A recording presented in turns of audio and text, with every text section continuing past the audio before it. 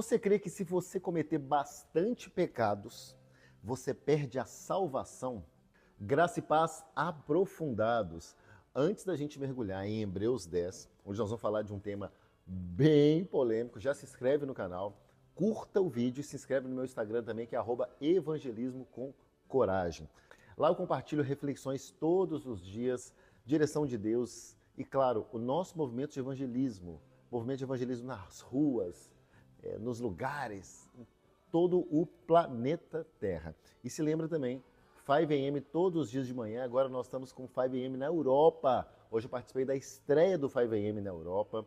Está top lá, liderado pelo Leandro, pelo Almir. Os links estão aqui na descrição. Simbora, Hebreus 10, glória, é um dos capítulos mais poderosos do Novo Testamento. O que ele diz aqui, basicamente, aqui na minha Bíblia, versão NVI? Ele diz assim: o sacrifício de Jesus foi tão perfeito, foi tão definitivo, foi tão completo, irmão, que ele fez aquilo que nenhum outro sacrifício do Antigo Testamento conseguiu fazer. A gente estudou recentemente aqui no nosso canal, procure depois o playlist sobre Números, sobre Levítico. Ele nos transforma, esse sacrifício de Jesus, ele limpa a nossa história e nos dá acesso completo a Deus, ao contrário dos sacrifícios que era feito na Antiga Aliança. Aqui a gente tem também um dos textos mais mal interpretados da Bíblia, aquele que parece dizer que se a gente pecar, depois de conhecer a verdade, depois de receber Jesus e tudo, de estar frequentando uma igreja, uma célula, a gente está perdido, a gente pode perder a salvação. Então hoje eu vou te mostrar se isso realmente significa perda de salvação, quem sabe, ou não. Como é que é isso? O que acontece? Nós vamos explicar isso aqui tudo. No começo do capítulo, vamos começar já a nossa explicação, o autor vai mostrar que a lei ela era uma sombra do que há de vir e não uma realidade. O capítulo, geralmente a gente tem escolhido os versículos 1 para avaliar, e aqui não foi diferente. O capítulo já começa dizendo no versículo 1 o seguinte: a lei traz apenas uma sombra dos benefícios que hão de vir e não a sua realidade. O autor está explicando que, para mim, esse autor é o apóstolo Paulo, é a minha opinião. Ele está dizendo que o Antigo Testamento, vamos fazer uma analogia, era como se fosse uma foto desbotada. E Jesus é a imagem real. Então, agora a gente entende tudo através de Jesus. E aí, seguindo, ele vai reforçar isso no versículo 4. Olha que interessante que está aqui. Pois é impossível que o sangue de touros e bodes tire pecados, como acontecia. O sacrifício antigo, como é que funcionava? Ele realizava um ritual muito importante a respeito dos pecados do povo. Só que isso não resolvia o quê? O problema do coração. Resolvia de fora para dentro. E na nova aliança, Deus quer o nosso coração, o nosso rendimento completo. E nos versículos 10 a 14, que eu marquei aqui também, a gente vai ver como que o sacrifício de Cristo ele vai nos aperfeiçoar de uma vez por todas, sem ser algo por etapas, escalado, assim, por escalas. Está escrito assim no 10, Fomos santificados por meio do sacrifício do corpo de Jesus Cristo, oferecido uma vez por todas. E no 14 diz assim: porque por meio de um único sacrifício, ele aperfeiçoou para sempre os que estão sendo santificados. Então, esses dois capítulos juntos, eles vão formar a chave desse capítulo. Por quê? Porque aqui ele diz o seguinte: uma vez por todas. Então, está definido, Ele aperfeiçoou para sempre, ele resolveu para sempre. Ou seja, a obra está selada, não tem mais conversa, não tem mais etapas, não tem mais sacrifícios diários, anuais. E aí depois a gente vai ter um dos versículos mais acolhedores da palavra de Deus, onde Deus fala que ele decide esquecer dos nossos pecados, versículo 17, tá aqui atrás, dá assim, dos seus pecados e iniquidades não me lembrarei mais. Isso aqui é tão forte que pode mudar até a forma como você ora. Por isso que o nosso conteúdo é prático, porque isso aqui pode mudar o jeito que você se relaciona com Deus. Porque muitas vezes, talvez, você está se lembrando de pecados que Deus já esqueceu. Eu roubei, matei, eu adulterei. Você está se culpando por erros que Deus já apagou, as coisas antigas já passaram, tudo se fez novo, o apóstolo Paulo diz isso. Você está revivendo talvez dores que Deus já rasgou do livro. Nossa, fiz isso com meu filho. E isso não sei eu que estou falando, é a palavra que está falando. A nova aliança, ela não é sobre lembrar o seu pecado, é sobre lembrar o sacrifício de Cristo. E aí eu quero agora comparar com uma parte mais na frente, que muitos interpretam como a possível perda da salvação de um cristão nascido de novo. Então fizemos essa introdução, essa entrada, para a gente entender uma parte muito importante aqui desse trecho de Hebreus 10, que está entre os versículos 26 e 31, que são os versículos que muitas pessoas usam para dizer o seguinte: não, se você pecar depois de crente, você perde a salvação. Você está lascado, você vai para o inferno. Então, primeiro vamos ler os versículos 26 e 27 para a gente entender esse mistério. Está escrito assim: se continuarmos a pecar deliberadamente depois que recebemos o conhecimento da verdade, já não resta sacrifício pelos pecados, mas tão somente uma terrível expectativa de juízo e de fogo intenso que consumirá os inimigos de Deus. Olha só, olha que coisa forte. A pergunta aqui que a gente precisa fazer: essa pessoa aqui, a quem o autor está se referindo, é alguém salvo que perdeu a salvação?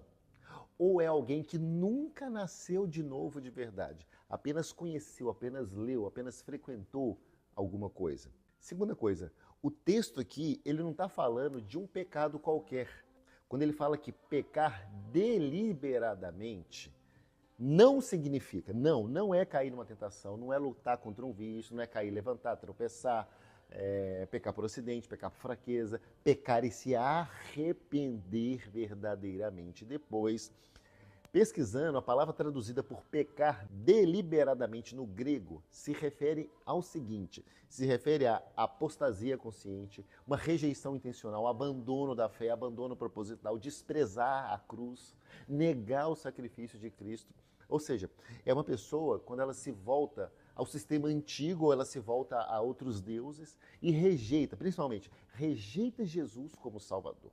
É como alguém que diz assim: eu não quero Jesus, eu não aceito Jesus, eu não acredito nesse sacrifício. Eu acho que ele nem veio na Terra. Eu acho que tudo isso é uma mentira que o homem criou para manipular, para colocar medo, sabe? Eu rejeito esse sangue, não aceito. Nossa, é até difícil falar as coisas, sabe? Mas são pessoas que rejeitam, que apostataram da fé. Então, essa pessoa em questão, que o texto está se referindo, essa pessoa ela não está caindo em pecado. Ela está abandonando Cristo. Ela está abrindo mão de Cristo como o único meio de perdão. Tá? O que não significa, importante frisar, que um cristão nascido de novo tem permissão para pecar. Não, nada disso. Tá? Deus odeia o pecado. Deus rejeita o pecado, não o pecador. Tá? Tanto que Jesus ele andava com os pecadores. Tá? Mas Deus ele quer que a gente se torne parecido com ele, que a gente busque santidade, temor, intimidade, que a gente renove a nossa mente para a gente experimentar a boa, agradável e perfeita. Muita gente erra, né? Boa, perfeita e agradável. É boa, depois agradável, depois perfeita vontade de Cristo. Se a gente quer viver as bênçãos aqui nessa terra, como que Deus vai dar algo profundo para a gente, algo poderoso, um grande ministério, se a gente está no pecado diário, afundado em pecado? Não, ele quer obediência, mas não significa que perde a salvação. Né? Inclusive eu tenho um vídeo aqui no meu canal que eu aprofundo sobre esse tema, que é o vídeo sobre 2 Tessalonicenses capítulo 1. É isso, vai lá, é esse mesmo, vai lá, pesquisa, porque eu explico o que precisa acontecer realmente para se perder a salvação. Uma vez salvo, sempre salvo, Luiz? Eu entendo que não. Não é bem assim, não. Mas se você quiser saber os detalhes, então vai nesse vídeo, que aí já é um outro tema. Captou então a diferença? Aquele que rejeitou Jesus, daquele que é cristão, mas está pecando. Muito bem, então Hebreus 10, ele termina dizendo, para não ficar muito longo o vídeo, que no versículo 39 ele diz o seguinte: nós, porém, não somos dos que retrocedem e são destruídos, mas do creem e não salvam. Então são dois tipos de pessoas: os que rejeitam Cristo e os que creem na verdade. Amém? Ele aqui, nesse versículo 39, ele está consolando os leitores. Ele está dizendo o seguinte: esse texto não é sobre vocês. Vocês são do grupo que Deus preserva. Então, concluindo, irmãos, se a pessoa realmente nasceu de novo, eu nasci de novo, não sei você, eu nasci de novo. Se você realmente nasceu de novo, nós podemos tropeçar, pecar, nós podemos nos sentir culpados, falhar, cair repetidamente, viver momentos de frieza, mas a gente não rejeita Cristo. Tá? Por isso que nós não nos encaixamos em Hebreus 10, 26 e 27. Tá? A única pessoa que vira realmente inimiga de Deus, no sentido que esse capítulo diz, tá? É aquela que rejeita conscientemente o único caminho da salvação. Reforçando, não quer dizer que tem que pecar, a gente tem que fugir do pecado. Deus odeia o pecado. É pecado zero. Tá? Porque sem Cristo não há outro mediador, é só Ele. Só com Ele a gente pode vencer esse pecado. Sem Cristo, a pessoa vai para a perdição, vai para o inferno mesmo, vai lá, ó, vai lá para baixo. Né? Como diz o irmão Ricardo, vai de primeira classe. Tá? Mas isso não tem a ver com o cristão lutando contra o pecado. Quantos pecados a gente luta? Cada um tem o seu espinho na carne, cada um tem a sua luta. Você tem a sua, eu tenho a minha. A gente tem que se lembrar o seguinte, nós temos um Salvador, Jesus Cristo, que não desiste da gente. E o nosso pecado, o seu pecado, ele não é maior do que o sangue de Cristo. Senão, a obra da cruz não teria valor nenhum. Tá? A salvação que ele tem é muito poderosa, é muito superior a você pecar todos os dias. É o pecado que você vai ter amanhã. Tá? Senão o sacrifício dele seria limitado. O sacrifício dele é ilimitado. Tá? Espero que tenha entendido. Que Deus te abençoe. Vamos para Hebreus 11, depois vamos para Hebreus 12. Um grande abraço. Deus te ama e Jesus quer você ao lado dele em santidade.